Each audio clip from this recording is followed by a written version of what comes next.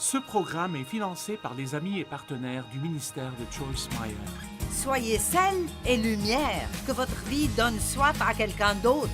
Soyez lumière dans l'obscurité de quelqu'un d'autre. Arrêtez de penser à vous-même et Dieu fera plus pour vous en 5 minutes que vous pourriez avoir fait dans toute votre vie.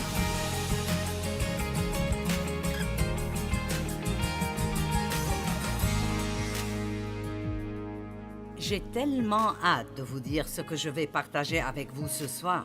Pas parce que je ne l'ai jamais partagé avant, parce que je l'ai déjà fait, mais je priais vraiment que ce soir, vous l'entendriez enfin. Vous voyez, si nous écoutons quelque chose, ça ne veut pas nécessairement dire que nous comprenons. C'est pour cela que l'apôtre Paul a dit « Ça ne me gêne pas du tout de vous dire la même chose encore et encore. » Parce qu'en fait, nous avons besoin d'entendre la même chose encore et encore et encore. Et parfois, la 25e fois que vous l'entendez, quelque chose clique et vous dites « Oh !» Et c'est comme si c'était nouveau pour vous. Mais Dieu vous l'a déjà donné plusieurs fois. Je vais commencer avec Matthieu chapitre 24, verset 4. Et il se rapporte au signe de la fin des temps. Et je pense que nous tous, nous savons probablement que nous sommes dans ces temps. Maintenant, je sais que chaque génération pense l'être, mais une chose est pour sûr, nous sommes plus proches que n'importe quelle génération avant nous. Et tout le monde est intéressé par ce que seront les signes de la fin des temps. Eh bien, si vous regardez Matthieu 24 et ce qui arrive dans le monde aujourd'hui, vous diriez que nous sommes assez proches. Une chose qu'il ne dit pas ici, mais il dit qu'il y aura beaucoup de tromperies. Et nous savons que la tromperie vient du diable. Nous avons dit hier que la tromperie veut dire de croire un mensonge. Nous sommes trompés quand nous croyons des mensonges. Comme pendant plusieurs années dans ma vie, je croyais que j'aurais toujours une vie du second degré parce que mon père avait abusé de moi.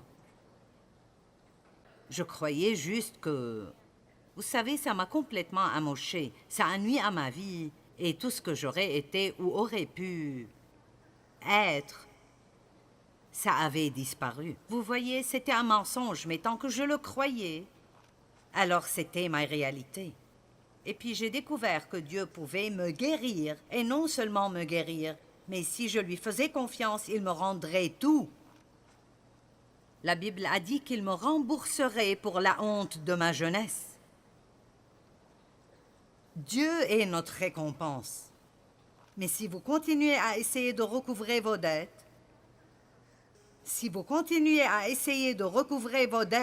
alors Dieu ne peut pas s'impliquer et le faire pour vous.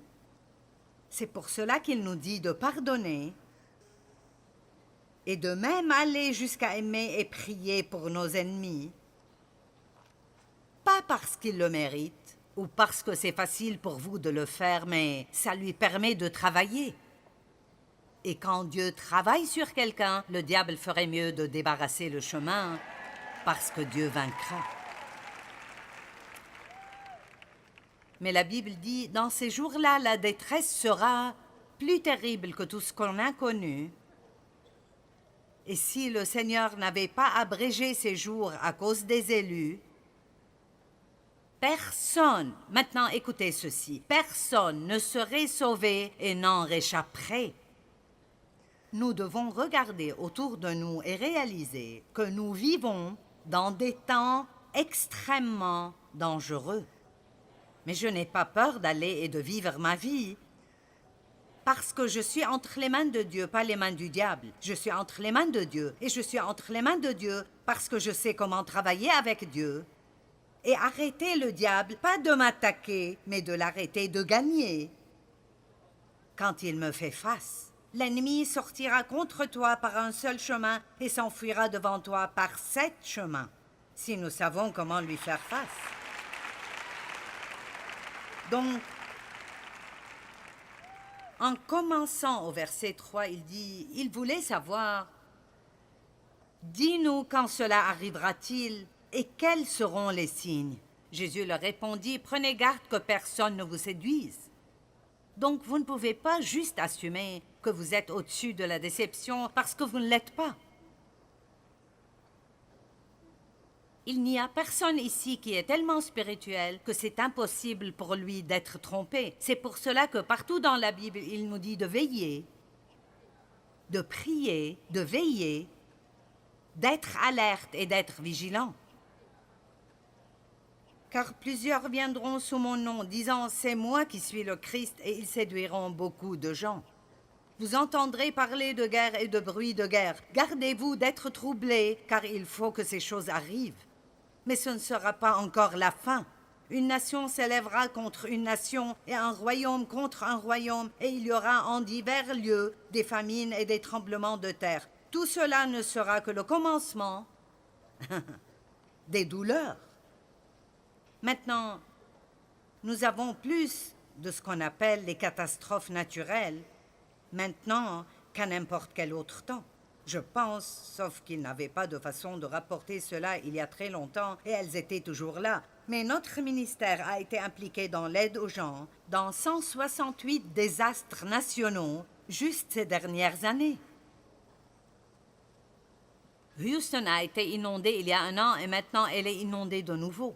1 mètre d'eau de pluie. Les aéroports sont fermés, les gens qui venaient ici n'ont pas pu prendre leur avion. Il y avait une tornade ici, un incendie là-bas.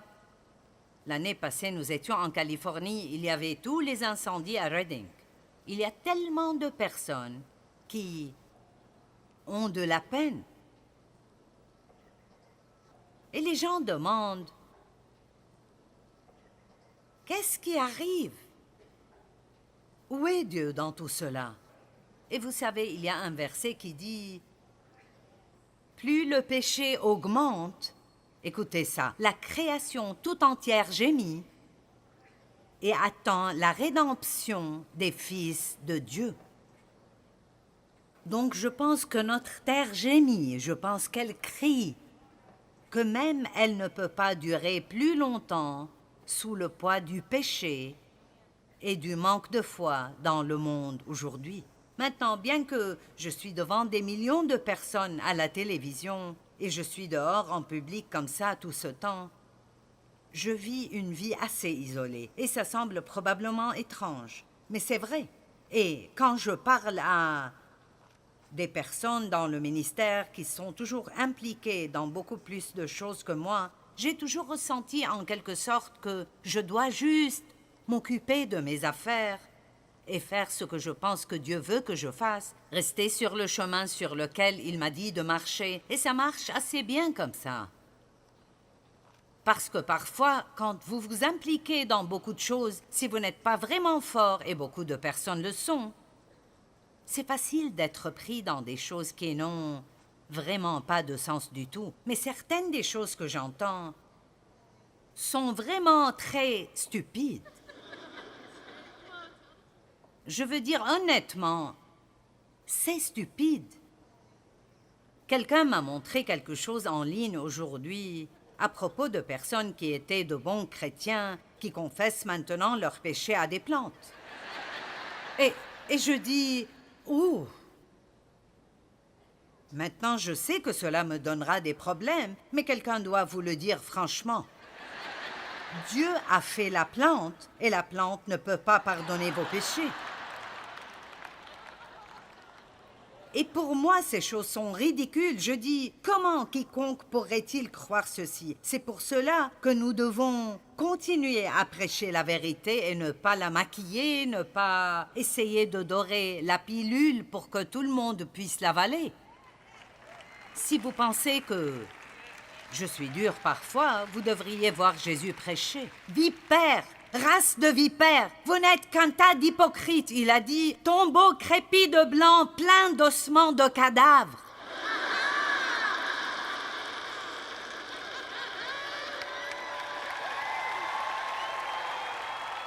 Je suis un peu protectrice envers la réputation de Dieu. Parfois. Chris Kane et moi faisions du shopping une fois. Et nous sommes entrés dans ce magasin. La vendeuse a dit « Oh, qu'est-ce qui vous amène ?» Eh bien, nous avons une conférence chrétienne. Et elle a dit « Oh oui, je suis spirituelle aussi. » Et tout de suite, cela active mes antennes. « Oh, tu es spirituelle ?» Elle n'a pas dit qu'elle était une chrétienne, mais spirituelle. Et donc, nous avons continué à parler et à un moment, elle a dit un juron et ensuite elle a dit « Oh, je suis désolée, mais je pense que Dieu jure aussi. » D'accord, maintenant, je prends la défensive, je vais protéger la réputation de Dieu. Je me suis penchée au-dessus de la caisse et j'ai dit « Dieu ne jure pas. » Et Christine s'est penchée devant moi et elle a dit « Mais il aime les personnes qui le font. »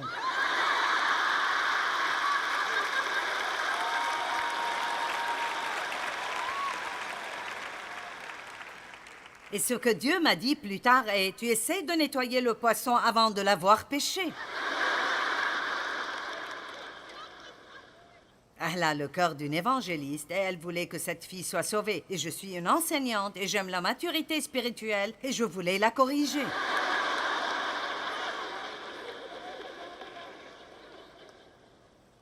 Mais il y a des choses bizarres qui arrivent. Seigneur, aie pitié. Alors on vous livrera au tourment, on vous persécutera et l'on vous fera mourir. Et les chrétiens sont maintenant le groupe le plus persécuté dans le monde. Et ça commence à arriver ici aussi. En Amérique, cet endroit a été fondé pour que les gens puissent avoir la liberté religieuse. Et maintenant, toutes sortes de religions ont la liberté sauf les chrétiens. Et nous ferions mieux de prendre position et de combattre pour nos droits d'une bonne manière, non violemment, ou nous les perdrons. Alors on vous livrera au tourment et l'on vous fera mourir et vous serez haïs de toutes les nations à cause de mon nom. Alors aussi plusieurs succomberont et ils se trahiront et se haïront les uns les autres. Et c'est ce qui me fait peur maintenant. Il y a tellement de colère, de haine, de conflit, de jugement, de critique, de ragot, de manque de pardon, d'amertume et de ressentiment. Et à cause de cela, l'Église n'a pas de puissance. L'onction demeure là où il y a la paix et l'unité. Et nous n'avons rien si nous n'avons pas l'onction de Dieu. Et certains d'entre vous ne savent pas ce que c'est. L'onction de Dieu est si précieuse. C'est sa puissance et sa présence dans votre vie. Et la Bible dit, si vous avez l'onction, vous n'avez besoin de personne pour vous enseigner. Maintenant, on ne parle pas d'un enseignant comme j'enseigne. C'est un don dans le corps de Christ. Mais ça veut dire que vous n'avez pas besoin que quelqu'un vous dise quoi faire tout le temps parce que la présence de Dieu dans votre vie vous montrera si vous devez aller à gauche ou à droite ou dire oui ou non. Vous avez besoin de l'onction de Dieu, pas seulement pour prêcher, mais pour élever des enfants, pour aller au travail et ne pas devenir fou. Je vais juste le dire simplement. Vous ne pouvez pas avoir l'onction de Dieu et haïr quelqu'un en même temps. Je sais que ce n'est pas le premier message que vous avez entendu sur pardonner aux gens, et je n'en parlerai pas ce soir, mais si vous êtes toujours en colère contre les gens, vous devez entendre ce message parce que vous ne l'avez pas encore compris. Vous dites, mais tu ne sais pas ce qu'ils ont fait. Ce n'est pas important. Et je ne minimise pas vos sentiments. Bien sûr, votre douleur est importante et ce que vous avez traversé est important. Mais si Jésus a pu faire ce qu'il a fait pour nous, il est mort pour nous alors que nous nous en fichions. Ne me regardez pas comme si vous ne saviez pas ce dont je parle. personne ne m'a rien fait de pire que ce que j'ai fait à Dieu. Et il me pardonne encore et encore et encore et encore. Et tout ce qu'il nous donne, il s'attend à ce que nous le donnions aussi. Maintenant, combien d'entre vous me font confiance? Je crois que l'un des plus grands et plus importants problèmes que nous avons dans le monde aujourd'hui, c'est toute la haine et la colère. C'est horrible, c'est absolument horrible. Les gens se haïssent l'un l'autre à cause de la couleur de leur peau ou à cause de l'église qu'ils fréquentent. Les gens ne savent même pas pourquoi ils se haïssent. Les gens sont juste en colère. Ils sont en colère à propos de tout ce qui arrive dans le monde. Et ils ne savent pas quoi faire, alors ils sont en colère contre tout le monde. Et vous devez résister à ça et vous éloigner de tout cela. Faites attention à cela parce qu'à chaque fois que vous avez de la peine et vous prenez offense, vous jouez le jeu du diable. À chaque fois. Dans 2 Corinthiens, chapitre 2, les versets 10 et 11, Paul dit « Nous pardonnons pour ne pas laisser à Satan l'avantage sur nous. » Vous ne pardonnez pas parce que c'est facile, vous pardonnez parce que vous ne voulez pas que le diable ait une porte ouverte dans votre vie. J'ai prié avant de venir ici. Seigneur, s'il te plaît, que les gens écoutent ce que je dis ce soir. Je veux que vous écoutiez et que vous le compreniez assez pour rentrer chez vous et faire des changements. Je veux que personne ne parte de cette conférence en colère contre quiconque. Eh bien, avez-vous même une goutte de foi pour cela? Je ne sais pas. Je veux dire...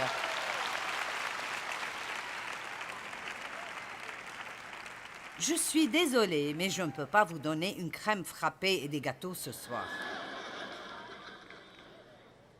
Si vous voulez juste un autre bol de sucre, allez autre part. Nous servons de la viande et des légumes ici.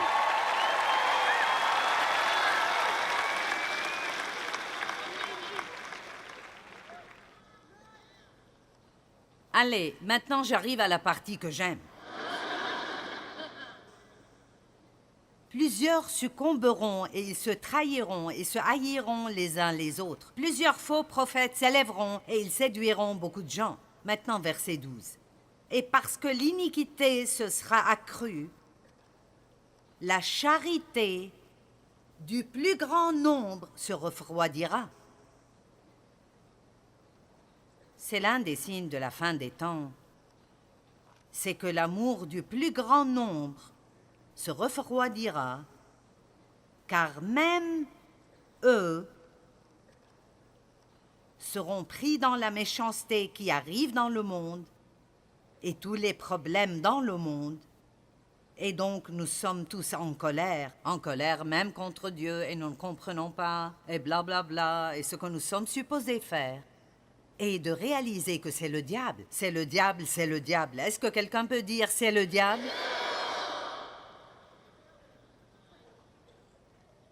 C'est lui. Et réaliser que l'amour est la forme la plus élevée de la guerre spirituelle. Maintenant, comprenez ceci, nous parlons de comment vaincre le diable. Et je veux vous dire qu'il n'y a qu'une façon de vaincre le mal, et c'est en agissant bien, en faisant le bien, en aimant les gens, en donnant, en aidant, en servant. Et si je juge par l'expression sur vos visages pour déterminer si vous comprenez ceci ou pas, j'ai des problèmes ici. Je dois trouver quelqu'un avec qui je suis sur la même page.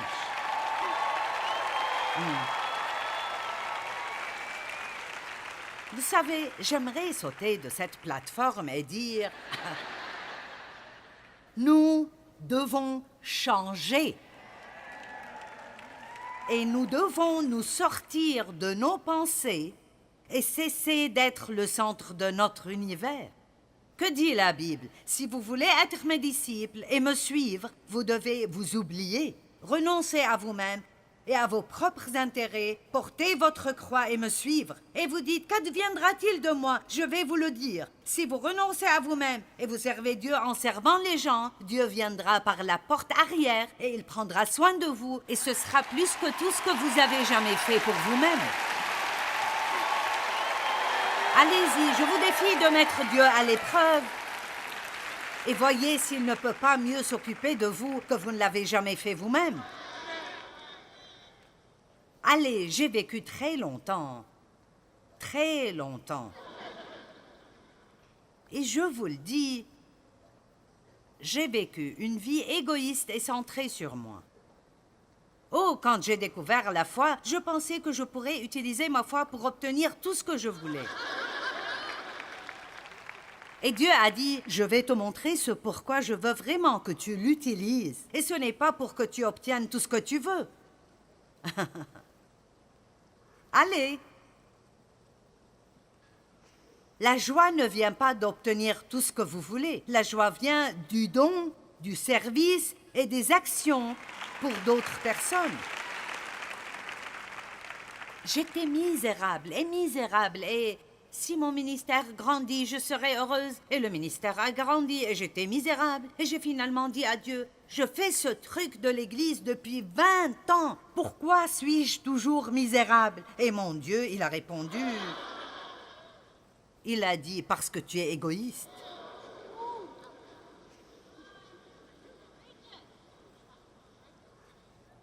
Je me demande s'il y a quelqu'un d'autre ici qui avait besoin d'être là le jour où j'ai prié cela. Qu'en est-il de moi? Qu'en est-il de moi? Qu'en est-il de moi? Mais Chris m'a dit quelque chose d'intéressant aujourd'hui. Elle a dit, peut-être que tu devrais dire aux gens ce qu'est l'amour. Parce que nous aimons la glace et nous aimons notre chat.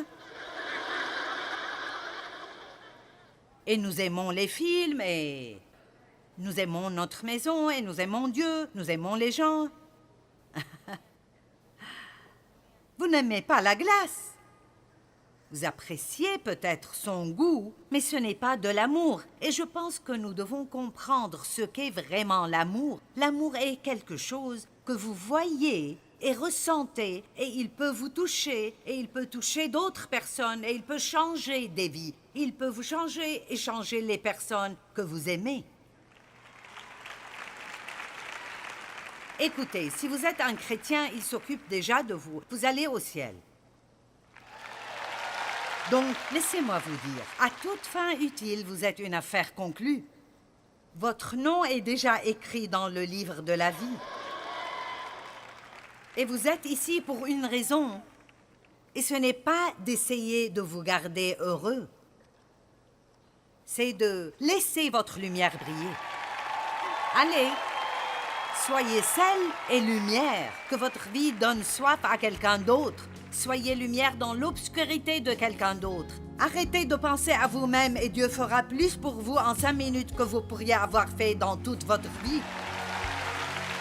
Et vous serez si heureux que vous ne pourrez même plus vous contrôler. Beaucoup d'entre nous croient que nous vivons dans les derniers jours dont Jésus a parlé dans la Bible. Et dans sa parole, il dit que durant ces jours, notre amour pour autrui se refroidira. Mais nous pouvons vaincre cela si nous faisons simplement quelque chose de bien pour quelqu'un tous les jours. Quand nous marchons dans son amour, nous aurons la véritable joie.